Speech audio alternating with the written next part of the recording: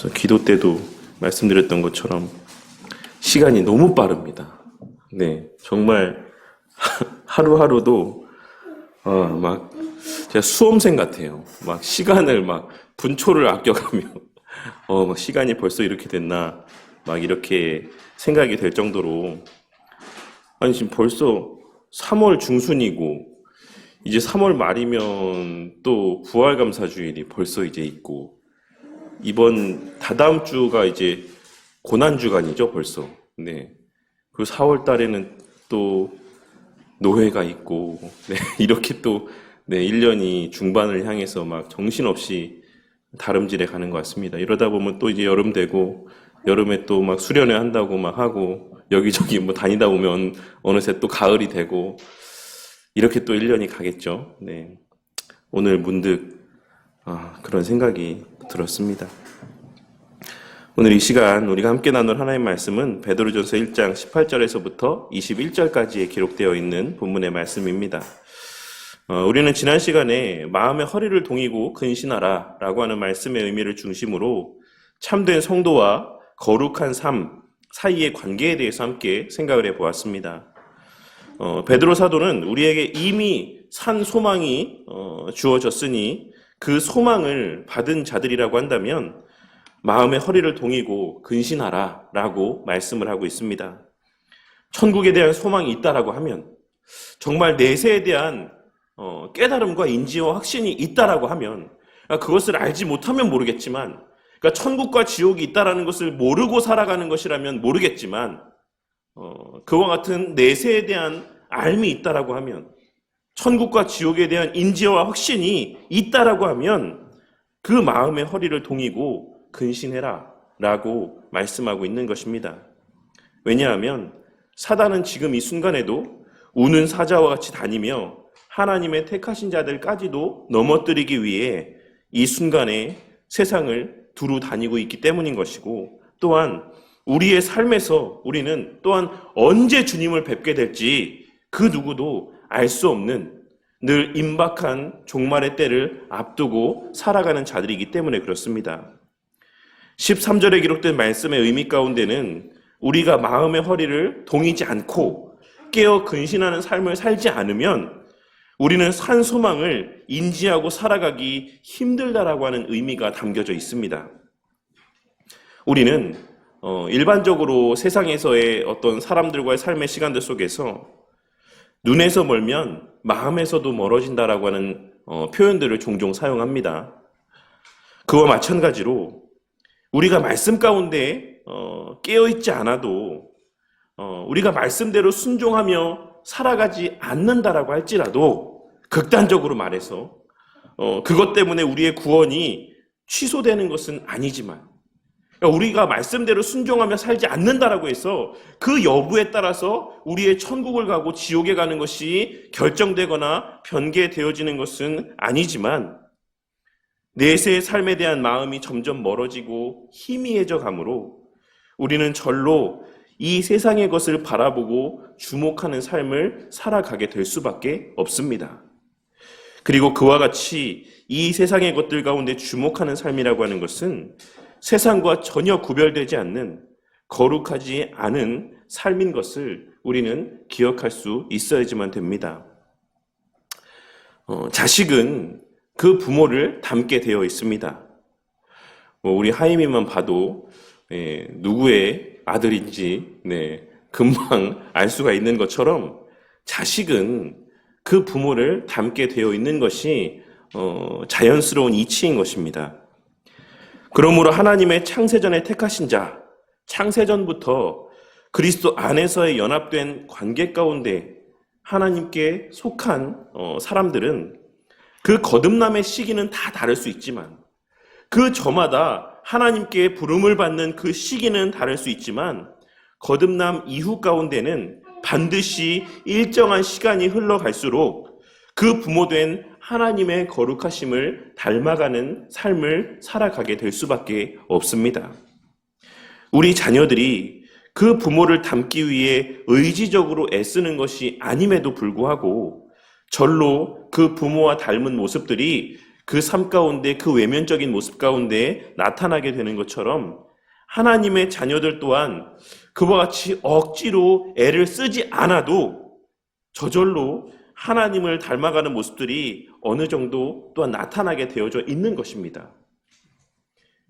그런데 우리가 여기서 한 가지 주의해야 될 것이 있는데, 자녀가 그 부모를 닮는 것은 선천적으로 닮는 부분들이 있는가 하면 또한 함께 생활함 가운데서 닮아가는 모습도 있다라는 것입니다.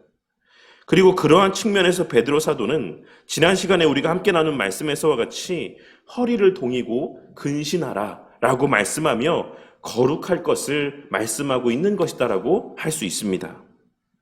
허리를 동이고 근신하라라고 하는 말씀은 늘 말씀을 보고 그 말씀에 매인 삶을 살아가라는 의미인데, 그것이 곧 늘 주님과 동행하는 삶을 살라는 것을 의미한다라고 할 수 있고, 그와 같이 늘 주님과 동행하는 사람은 그 부모된 하나님의 거룩함이 그 삶 가운데 배이게 될 수밖에 없는 것이다라고 할 수 있는 것입니다.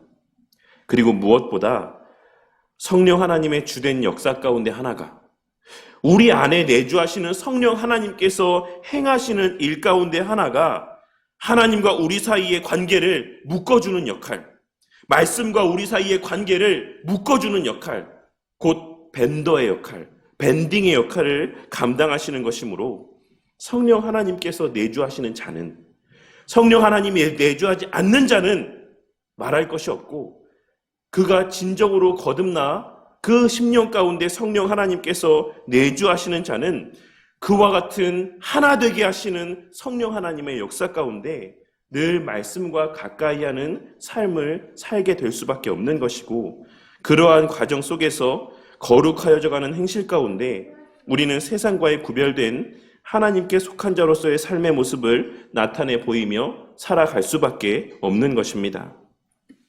우리 성도님들은 이와 같은 우리 신앙의 여정 속에서의 능동적인 면과 수동적인 면의 조화를 잘 이해할 수 있으시기를 바랍니다.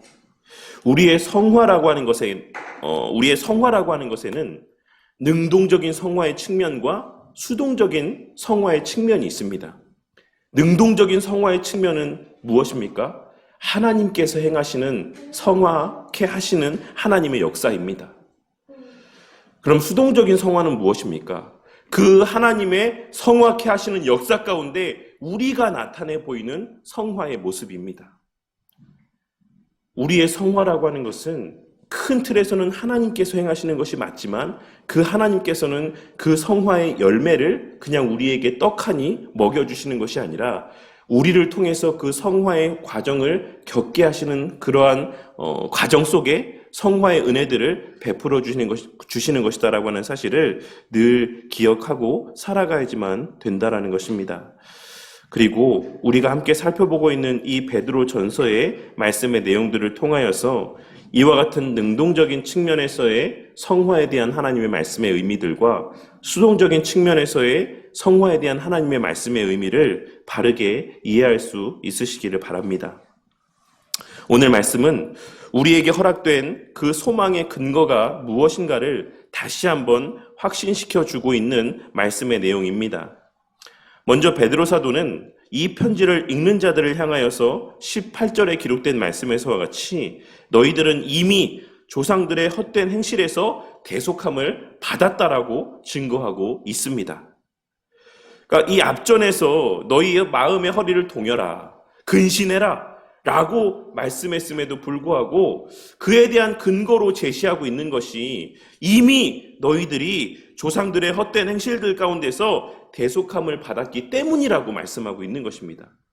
너희들이 그와 같이 조상들의 헛된 행실에서 대속함을 받기 위해서 깨어서 근신하고 늘 마음의 허리를 동이고 살아라라고 말씀하고 있는 것이 아니라 너희들이 이미 대속의 은혜를 받아 누렸으니까 이제 너희들이 마음의 허리를 동이고 깨어 근신하는 삶을 살라고 말씀하고 있는 것입니다. 여기서의 헛되다라고 하는 표현은 우리에게 망령되다라고 잘 알려진 표현과 동일한 의미를 지니고 있는 표현입니다. 그리고 여기서의 너희 조상들이라고 일컫는 대상은 행위로의 구원을 이야기하며 외적인 율법의 준수를 강조했던 유대인들을 의미하는 것이다라고도 할 수 있지만, 또 이 편지를 읽는 이방인 출신 그리스도인들에게 있어서는 미신적인 신앙의 모습을 나타내 보였던 그들의 조상을 의미하는 표현이라고 볼 수도 있습니다. 어찌되었건 망령된 행실이라고 하는 표현 가운데는 우리가 잘 알고 있는 것처럼 헛되게, 거짓되게, 미신되게 라고 하는 의미들이 다 포괄적으로 담겨 있는 것이므로 참된 신앙이 아닌 인간 중심의 바르지 못한 신앙 가운데서 이제는 하나님 중심의 참된 신앙으로 돌이키게 되었다. 이미 너희들이 그와 같은 과거의 삶 가운데서 돌이키게 되었다라고 하는 사실을 언급하고 있는 것으로 이해하면 충분할 것이다라고 생각합니다. 그리고 그와 같이 이 세상에서 하나님이 아닌 다른 신이나 다른 모든 대상들을 섬기는 이들 가운데서 이제 우리가 그리스도인으로서 거듭나게 된 것은 금이나 은과 같이 아무리 귀하다라고 해도 때가 지나면, 세월이 흐르면 삭고 없어져 버릴 수밖에 없는 그와 같은 한계가 있는 다른 수단이 아닌 무한한 능력과 영광을 소유하신 영원히 계시는 우리 주 예수 그리스도의 흠없는 피로 말미암은 것이다라는 사실을 상기시켜 주므로 그들이 받은 구원의 가치와 효력이라고 하는 것이 그 구원을 주신 예수 그리스도로 말미암아 영원한 가치를 지니고 있다는 사실을 말씀하여 주고 있습니다. 그러면서 이어서 말씀하기를 20절에 기록된 말씀에서와 같이 우리의 구원주로서의 예수님은 비록 그 나타나신 바는 훨씬 이후의 일이지만, 물론 이 사람들이 편지를 읽고 있는 당시에는 예수님이 이제 죽으신 지가 어느 정도 시간이 흐른 다음이긴 하지만, 어쨌든 그 예수님께서 우리의 대속자가 되심이라고 하는 것은, 그러니까 그들의 눈에 예수님이 나타낸 바 된 것은 그들이 알고 있는 것처럼 불과 얼마 전 그때 예수님께서 나타나셔서 십자가에 달려 죽으신 것이지만, 그 예수님께서 우리의 대속주가 되어주신 것, 그 예수님께서 우리를 구원하실 자가 되어주신 것은 창세전부터 미리 알려진 바가 된 사실이다라고 하는 것을 언급함으로써 우리의 구원이라고 하는 것이 우리의 어떠함의 토대 가운데 있는 것이 아니다라고 하는 사실을 분명하게 증거하고 있는 것입니다.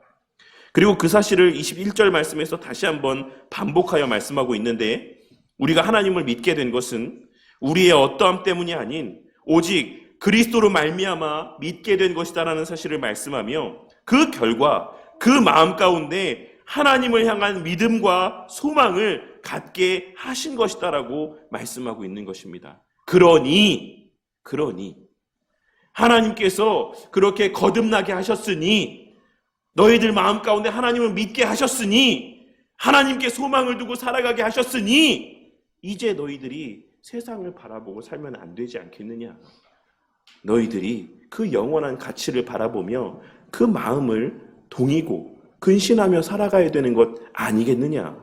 너희들이 정말 거듭난 자들이라고 한다면, 하나님의 은혜로 말미암아 거듭난 것이 확실하다라고 한다면 너희 마음 가운데 그러한 마음이 있는 것이 당연하다. 그러니까 마음의 허리를 동이고 근신하며 살아라 라고 말씀하고 있는 것이다라고 할 수 있는 것입니다. 제가 오늘 새벽이었나요? 어제 새벽이었나요? 이렇게 정신이 없습니다. 언제 새벽에 얘기했는지도 기억이 안 나요. 네. 근데 어쨌든 말씀드린 거는 분명합니다. 네. 오늘 새벽인가 어제 새벽인가 제가 제 수업 중에 들었던 내용. 전사님이 계셨던 것 같아서 어제 새벽이었던 것 같아요. 네. 그 그리스도와의 연합에 대해서 이제 제가 새벽에 말씀을 드렸었습니다. 물론 새벽 설교 들으시는 분들은 이제 반복적으로 듣는 말씀이겠지만, 구원의 서정 가운데, 구원의 서정이 뭐가 있죠? 작정과, 중생과 소명과, 칭의와 양자됨과, 성화와, 영화까지에 이르는 우리가 일반적으로 이제 구원의 단계라고 부르는 이제 그런 구원의 서정이 있지 않습니까? 개신교 또 개혁주의 신앙 안에서 이야기하는 이 구원의 서정 가운데 이제 그리스도와의 연합을 어디다 넣어야 될까? 이거에 대해서 한 주 동안 생각해보고 오라고 교수님께서 이제 말씀하셨거든요. 그래서 지난주 월요일 수업에 그 말씀하셨고, 이번 주 월요일에 이제 그거에 대한 답을 묻지도 않으시더라고요. 네. 그래서 그냥 본인이 막 설명하세요. 그래서 생각해 오셨죠? 그러면서 이제 막 설명하셨는데, 요는,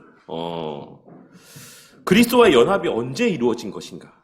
언제 우리는 그리스도와 연합된 것인가?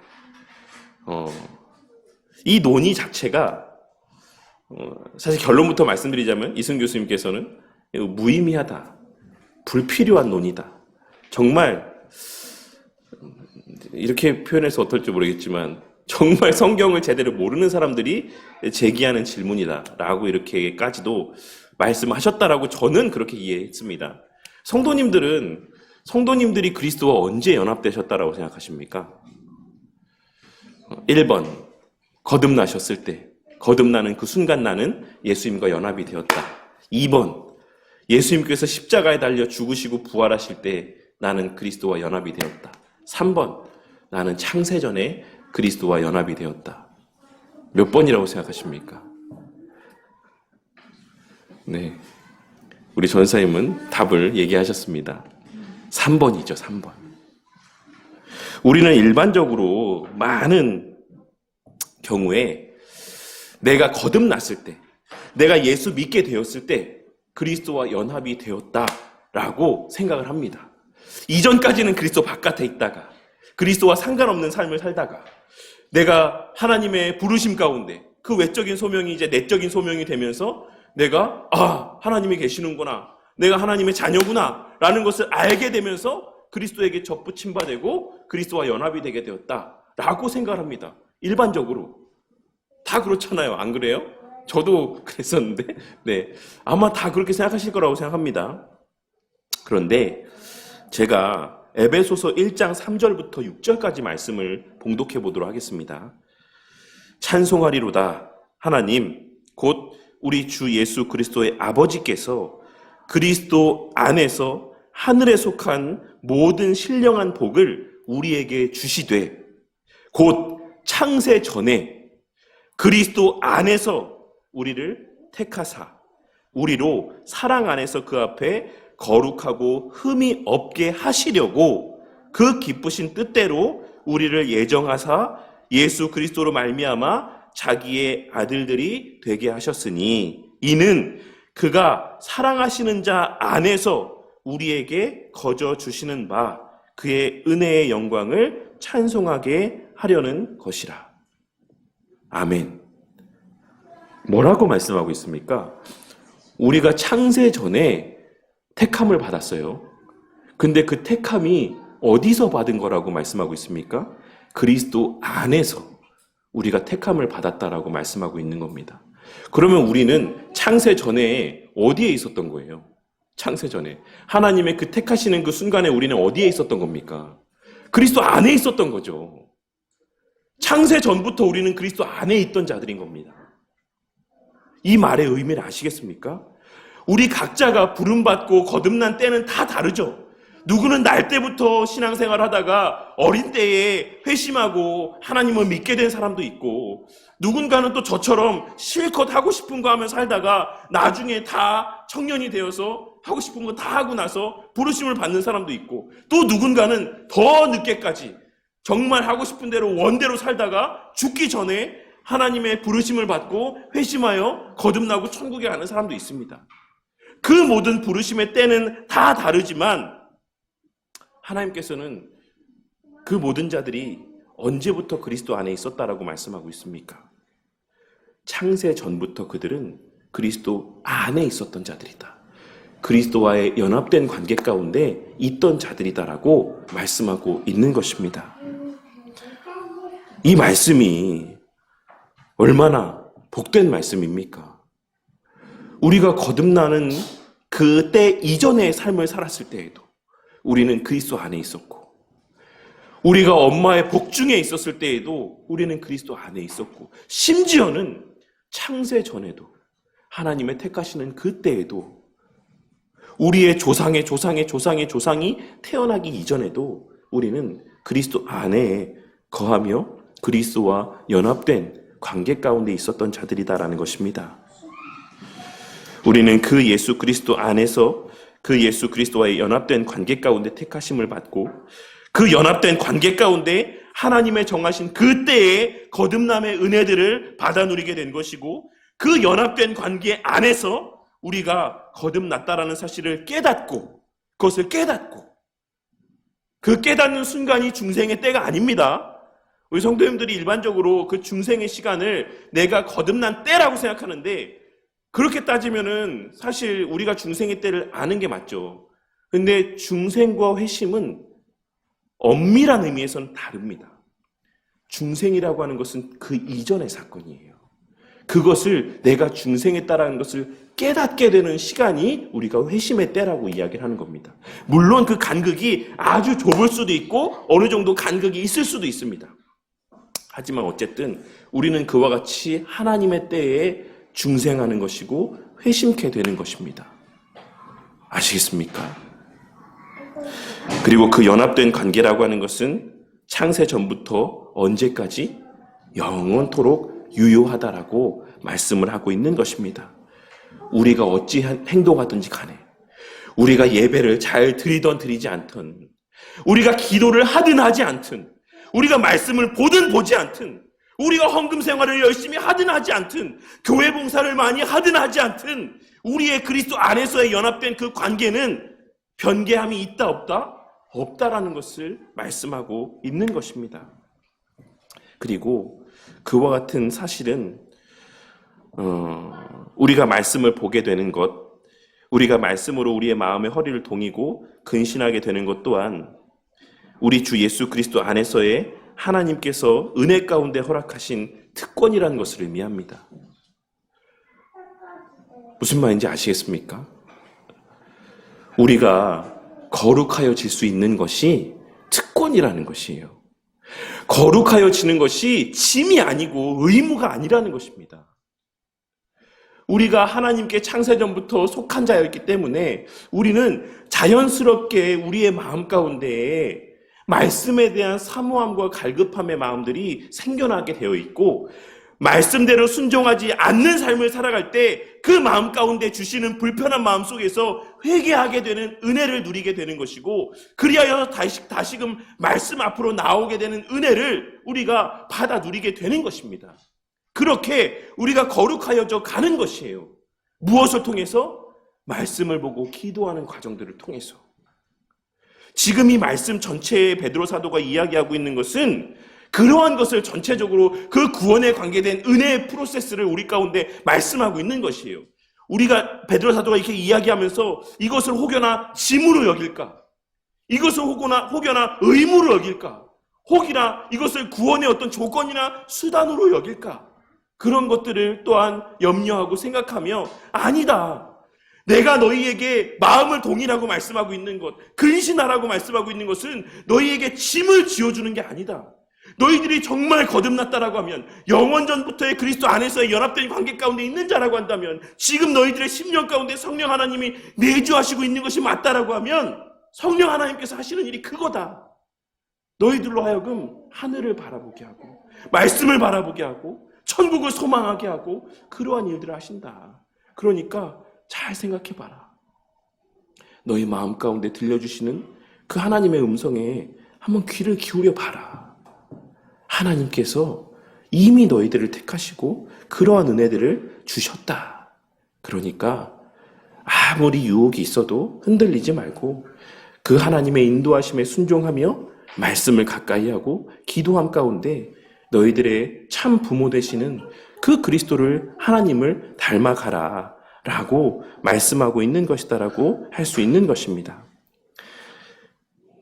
기록된 말씀 가운데서 우리 성도님들의 그 시선에 우리가 해야지만 될 수동적인 의무들이 그 눈에 먼저 들어오는 것이 아닌 우리에게 먼저 행하신 하나님의 능동적으로 행하신 일들이 우리의 눈에 먼저 들어오게 되는 은혜가 있으시기를 바랍니다. 그것이 성경이 말하고 있는 거예요. 우리는 악하고 연약해서 성경 말씀을 볼 때 늘 이거 해라 저거 해라 이거 하지 마라 저거 하지 마라 이것만 눈에 들어오지만 사실 창세기 1장 1절에서부터의 계시록의 마지막까지 하나님께서 늘 말씀하고 있으신 것은 뭐냐면 내가 먼저 이것을 했다. 그러니까 너희가 이것을 할 수 있고 해야지만 된다. 이것을 말씀하고 있다는 것을 우리가 놓쳐서는 안 됩니다. 우리는 이 전의 것을 생략합니다. 이미 받은 것을 생략합니다. 마치 아담과 하와가 에덴 동산에서 이미 받은 은혜는 망각하고 사단의 미혹 가운데 정령 너희들이 죽는다라고 했냐? 이거 먹지 말라고 했냐? 그 허락되지 않은 것에 주목하게 만드는 것처럼 여전히 오늘날에도 이 성경에 빼곡하게 기록되어 있는 하나님의 베푸신 은혜들 가운데는 주목하지 못하게 만들고 우리에게 요구되어지는 것, 하나님께서 우리에게 하라고 하신 것, 그것, 하나님께서 금하신 것, 이것에만 주목하게 만드는 것이 사단이 여전히 지금 이 시간 가운데도 우리에게 행하는 일이다라고 하는 것을 우리는 깨닫고 분별할 수 있어야지만 된다라는 것입니다. 그리고 그러한 맥락에서 우리는 말씀을 보기 전에 기도해야지만 되는 것입니다. 아시겠습니까? 말씀을 그냥 무작정 본다고 해서 그것이 다 은혜가 되지는 않는다라는 것이에요. 왜냐하면 우리의 악한 본성이 이 말씀 가운데 해라 하지 마라 이것만 보여지게 하는 거예요. 우리의 말씀을 보는 그 시간들 가운데도 여전히 사단의 미혹은 그 시간들 가운데 함께할 수 있다라는 것입니다.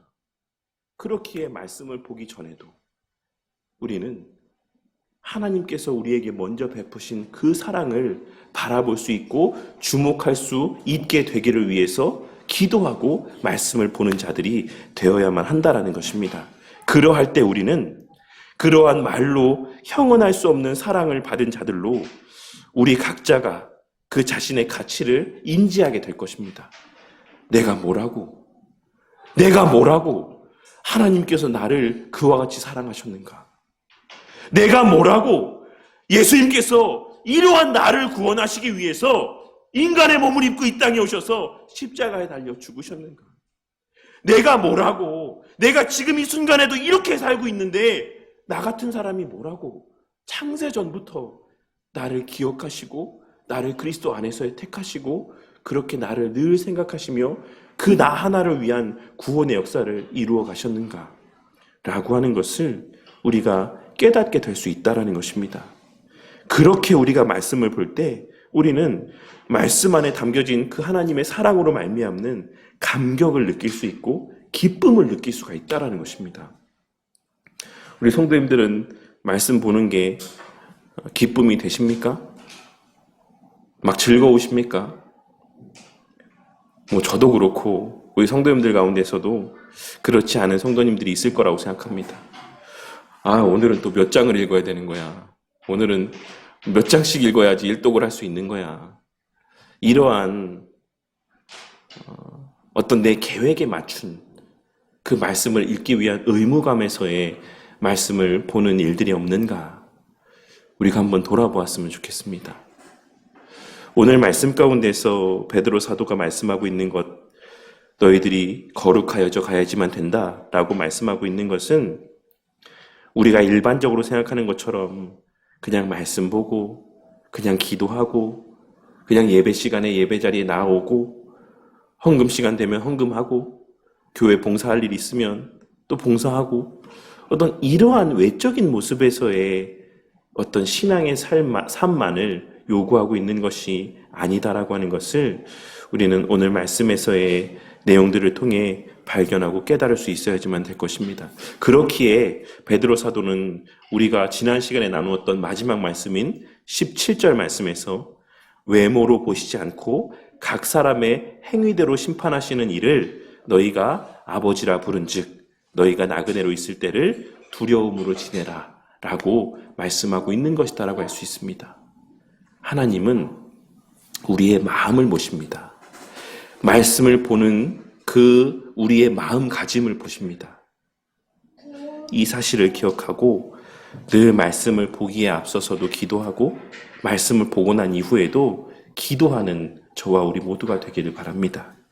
예배를 드리기 전에도 기도하고 예배를 드리고 난 이후에도 기도하는 우리 모두가 되기를 바랍니다. 교회 봉사를 하기 전에도 기도하고 교회 봉사를 하고 난 이후에도 기도하는 우리 모두가 되기를 바랍니다. 그러할 때 교회 봉사가 우리에게 시험거리가 되고 걸림이 되는 일들은 없을 것이다라고 생각합니다. 오히려 이 예배 가운데에 지루하고 정말 시간만 때우기 위한 마음에서의 예배를 드리는 모습이 사라질 수 있을 것입니다. 그리고 무엇보다 오늘 말씀에서의 그리스도를 닮아가는 모습이라고 하는 것은 그리스도께서 본을 보이신 바와 같이 겸손과 섬김과 온유와 긍휼의 모습과도 같은 성령의 열매와 같은 모습들을 의미한다라는 사실을 기억하고 늘 그와 같은 삶을 살아갈 수 있기를 위해 기도하고 또 그러한 삶을 살아갈 수 있기를 위해 말씀 가운데서 먼저 우리를 향해 나타내 보이신 그리스도의 겸손과 섬김의 모습을 바라볼 수 있게 되기를 위해서 기도하는 저와 우리 모두가 되기를 바랍니다. 그렇기에 베드로 사도는 이제 다음 주에 우리가 나눌 말씀인 다음 절의 말씀 가운데서 이렇게 말씀하고 있는 것입니다. 22절 말씀에서 너희가 진리를 순종함으로 너희 영혼을 깨끗하게 하여 거짓이 없이 형제를 사랑하기에 이르렀으니 마음으로 뜨겁게 서로 사랑하라. 왜 이렇게 말씀하고 있습니까? 이것이 참된 거룩이기 때문에 그렇습니다. 이것이 참된 거룩함의 삶의 모습이기 때문에 그렇습니다. 저와 우리 성도님들 모두 오늘 말씀에서의 베드로 사도가 말씀하고 있는 우리가 받은 구원의 은혜의 본질을 바르게 깨닫게 되므로 그 가치를 바르게 깨닫게 되므로 늘 기쁨으로 말씀을 보고 우리가 말씀을 볼 수 있게 되었다. 창세전부터 우리를 그리스도 안에 두시며 우리를 거듭나게 하시고 회심케 하심을 통해서 이제 우리가 말씀을 볼 수 있는 자들이 되게 하셨다라고 하는 사실을 깨닫고 기쁨으로 말씀을 보고 또 성령 하나님의 조명하여 주심의 은혜 가운데 말씀에 담긴 하나님의 무한하신 사랑을 날마다 더욱더 깊이 있게 깨닫게 되고 그로 말미암아 날마다 더욱 그 마음 가운데 그 하나님과 함께 하게 될 그 날에 대한 사모함이 우리의 마음 가운데 커져가게 되므로 이 땅의 것들의 그 어떤 유혹에서도 자유한 삶을 살아가게 되는 저와 우리 모두가 되기를 바랍니다. 내가 이것 때문에 하나님에게 받은 그 은혜를 내던질 수 없지. 내가 고작 이 돈 몇 푼 때문에 하나님과의 이 예배를 누릴 수 있는 허락받은 특권을 내가 무가치하게 여길 수 없지. 내가 고작 이러한 세상에서의 누릴 것들 때문에 말씀 보고 기도하는 이 영적인 특권을 내가 무가치하게 내던져 버릴 수 없지 라고 하는 마음들이 우리 마음 가운데 생겨나는 은혜가 있으시기를 바란다는 것입니다.